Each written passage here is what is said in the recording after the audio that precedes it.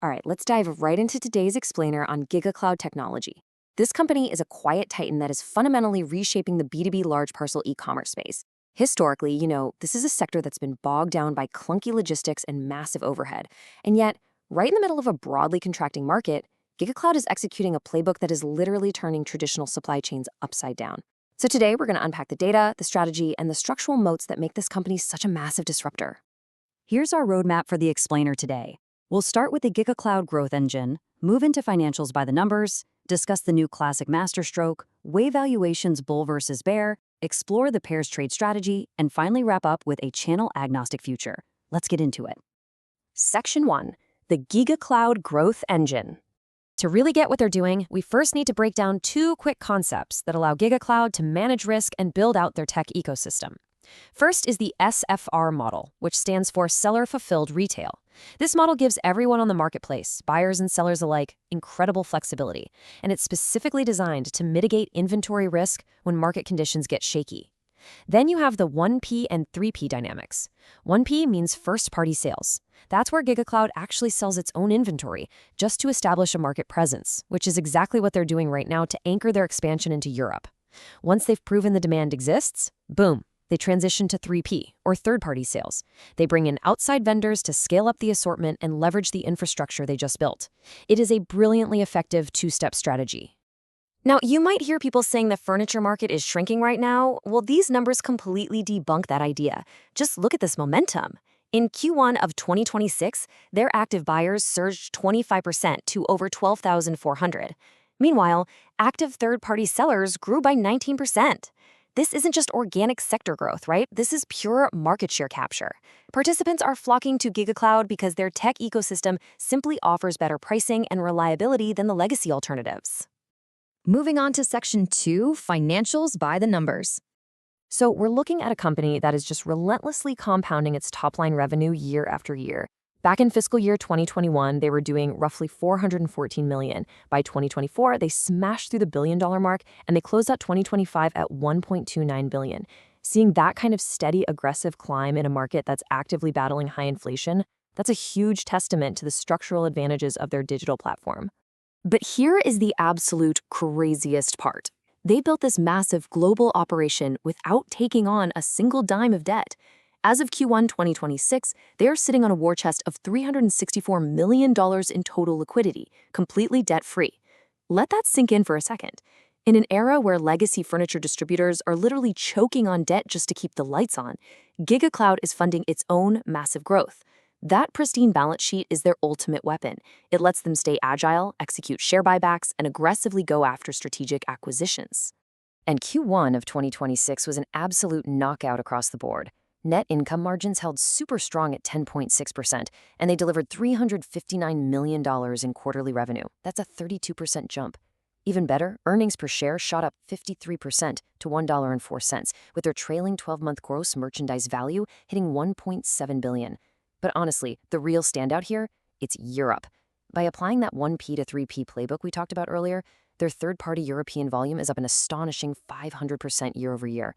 So whatever's working for them in the US is clearly scaling just as well abroad. Section 3, the new classic masterstroke. So what do you do with all that cash?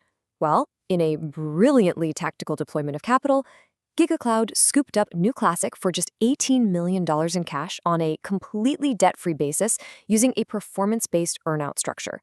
Again, they didn't have to borrow a dime. They funded this entirely from existing reserves. And by structuring it with post-close earnouts, they make absolutely sure that everyone's incentives are perfectly aligned. They're paying for actual realized performance, not just potential. And this isn't their first rodeo.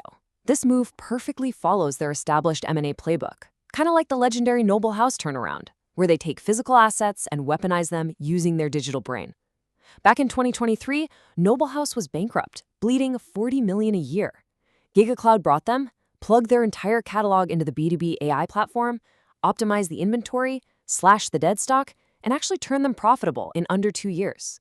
They are running that exact same playbook with New Classic right now.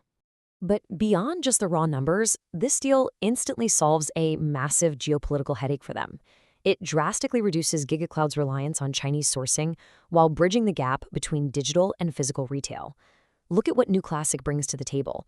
$70 million in annual revenue, a profitable 25-year history, and over 2,000 active SKUs.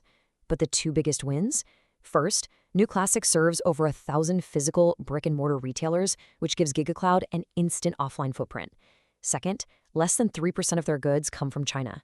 They source mainly from Southeast Asia and the US. Practically overnight, that neutralizes so many tariff risks and supply chain frictions. Section 4. Valuations. Bull versus bear. So how is the market pricing all this disruption? Well, the bull case here is really all about scale, perfectly summarized by this idea of network expansion. As GigaCloud's gross merchandise value scales up, their fixed costs gain massive leverage. Think about it. As they open more fulfillment centers and attract more buyers and sellers, the actual cost to move each individual unit goes down. That flywheel effect is exactly what builds a deep, defensible economic moat in tech-enabled logistics.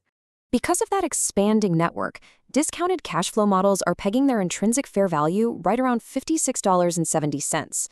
Considering the stock has recently been trading in the mid-30s to low 40s, analysts are seeing a massive margin of safety here.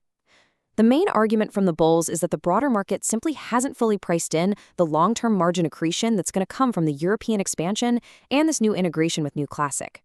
But, we've got to look at the other side of the coin. We have to impartially report the bear case as well, which is rooted in some very real macroeconomic headwinds. We're talking tariffs, supply chain disruptions, and wildly fluctuating ocean shipping costs.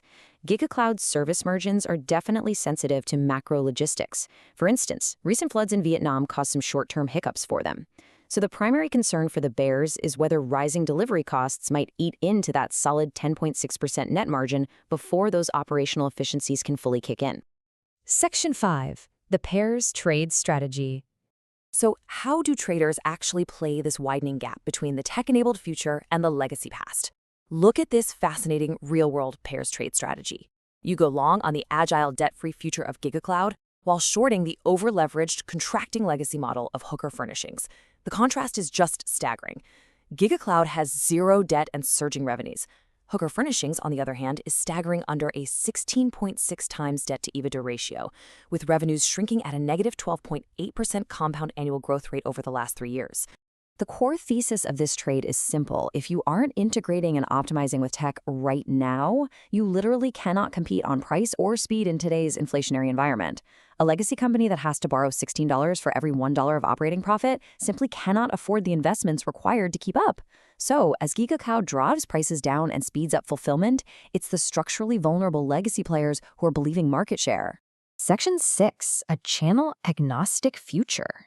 Looking at their logistics timeline, it's pretty clear they are deliberately building the foundational infrastructure to be a totally channel-agnostic B2B marketplace, ready to serve every single corner of the industry. They scaled their foundation in 2021, proved their tech integration chops with Noble House in 2023, and exploded to 35 global fulfillment centers by 2025. Now, in 2026, the New Classic deal proves they can seamlessly bridge digital e-commerce with physical brick-and-mortar showrooms. Which leaves us with one final, pretty provocative question. As tech continues to just eat the supply chain, creating massive winners and massive losers, who is GigaCloud going to target next? Think about it. They have the cash, they have a proven M&A playbook, and they have the technological infrastructure to just swallow inefficient competitors whole. This disruption in the large parcel space has clearly just begun. Thank you so much for joining me on this explainer, and remember, keep your eyes on the data.